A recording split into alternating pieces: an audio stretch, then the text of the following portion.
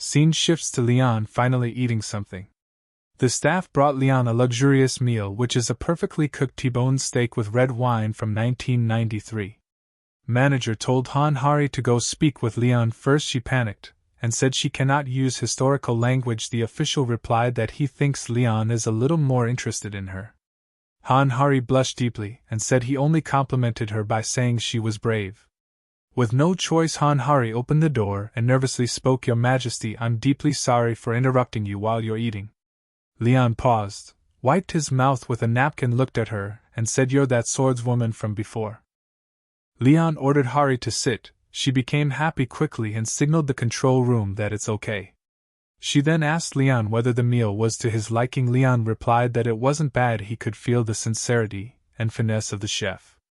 He continued explaining that the reason he was giving them a hard time wasn't because the food wasn't humble, it was because of their attitude towards the king. When you greet royalty from a foreign nation, they should be treated as such. Wouldn't that be related to the status of your nation? Han Hari looked nervous and apologized. Due to her lack of knowledge, she had disrespected him.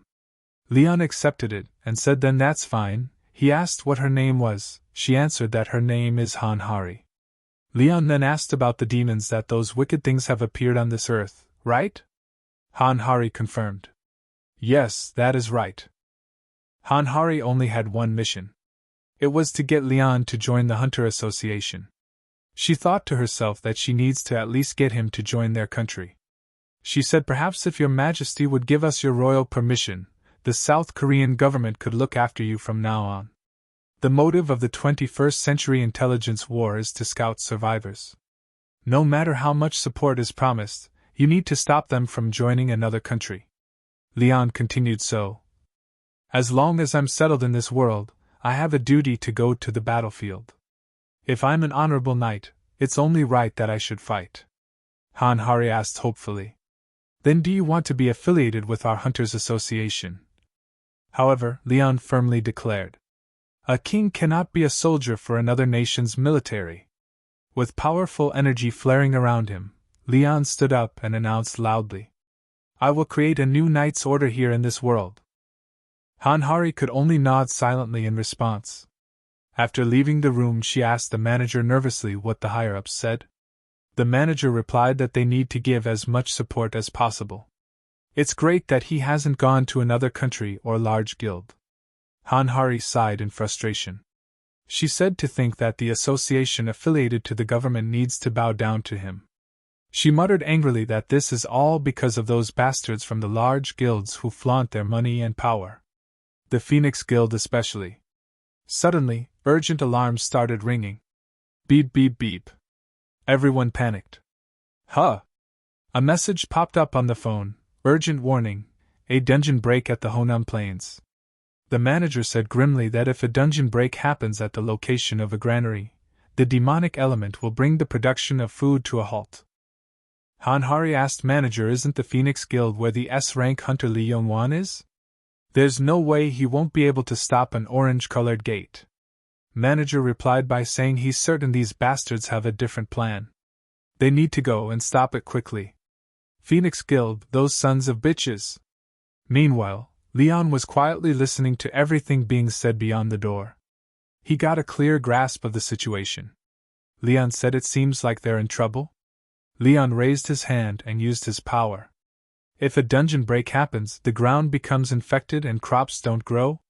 As expected, this place doesn't have it. A bright light appeared as he cast a spell. Are you well? Demera. In the distance, a majestic castle glowed under his magic. A mysterious figure in a green hood appeared.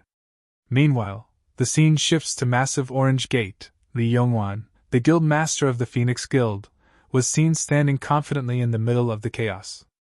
The Phoenix Guild had continuously requested a tax exemption for the profits of gates. They gained a lot of profit from the byproducts obtained from gates, magic crystals gained from the monsters, and they wanted to be exempt from paying a tax of 1 trillion. They already have enough benefits as a large guild, yet they still demanded a tax exemption. Manager was furious. He couldn't believe they would do something like this just because their request got rejected. Han Hari urgently told him they need to close the gate right now. As of today, It's been 1 week since the gate appeared.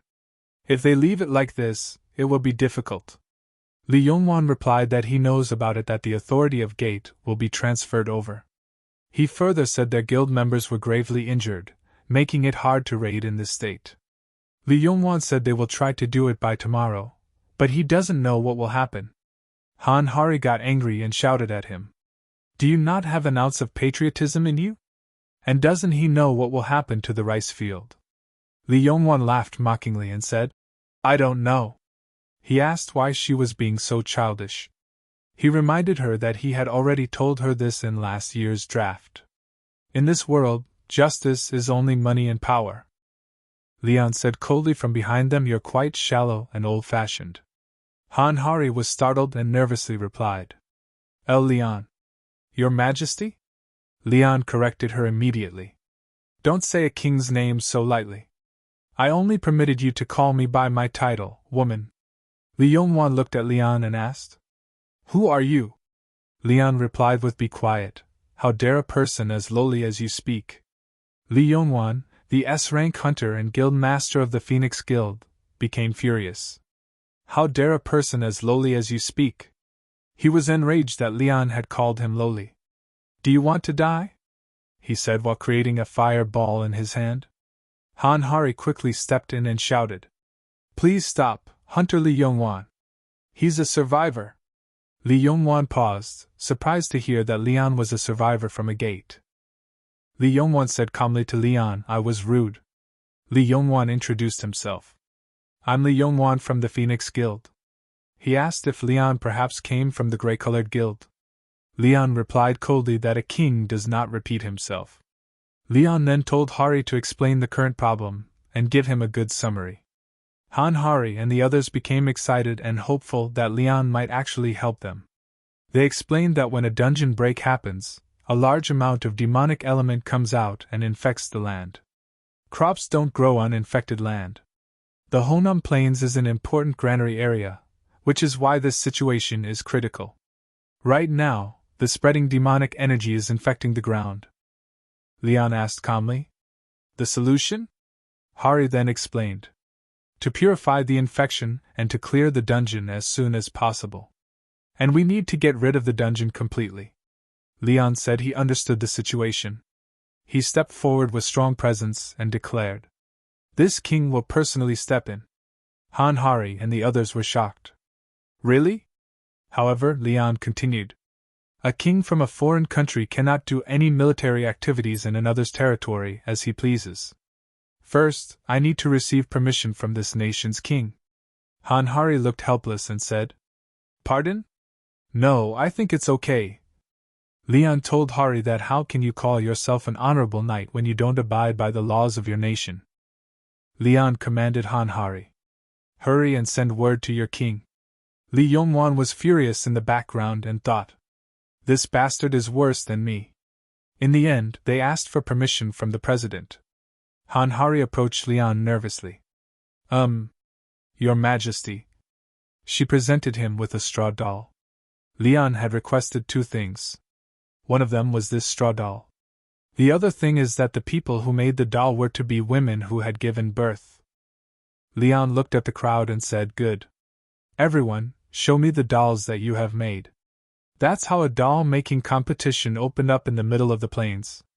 Leon carefully examined each doll one by one. Most of them failed. He rejected them, saying impossible, or how disgraceful. He scolded some women angrily. Didn't you say you had given birth? You foolish person.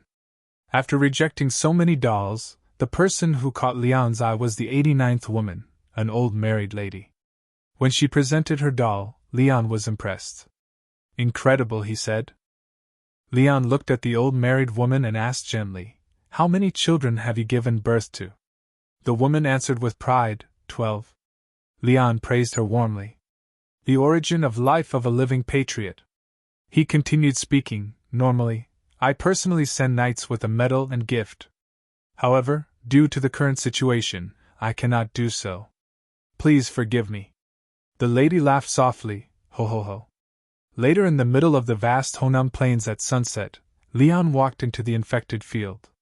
He stopped at a suitable spot, placed a lit candle on the ground, and carefully positioned the straw doll beside it. He then raised his hand. A bright blue magical light appeared as he summoned a beautiful golden cup, an ornate sacred chalice glowing with divine energy. This was one of the holy treasures he had brought with him from the other world. Leon held the glowing golden cup high with both hands and declared with deep respect, "Mother of this abundant land, the people of this earth are offering you the doll of harvest." Leon sat in the middle of the infected Honam Plains at sunset, performing the sacred ritual with full focus. He raised the golden cup high and declared, "Please receive it." A powerful pillar of golden red light shot into the sky. The sacred cup began filling up with clear water on its own, glowing brilliantly. Han Hari watched in complete shock, covering her mouth with her hand. The cup is filling up with water on its own. The sun was rising in the distance, painting the sky with red light. A new day was about to start. However, the sun rising today was no ordinary one. The golden liquid overflowed dramatically from the cup, splashing everywhere with intense sparkling energy and magical light. The straw doll that had been offered began glowing brightly, surrounded by powerful golden energy and floating in the air. The ritual reached its climax. Leon's sacred golden cup continued to overflow with glowing liquid as water droplets mysteriously floated through the air and entered the straw doll. Lee Yongwan and the other hunters watched in utter shock. One of them exclaimed, "The water droplets are going inside the doll?" Moments later, the straw doll suddenly stood up on its own. Leon bowed his head deeply with utmost respect and said, "I greet Mother Earth." A small, adorable doll with a gentle smile stood beside the glowing golden cup. It was Demera, the god of life and abundance. She spoke softly to Leon. "It's been a while.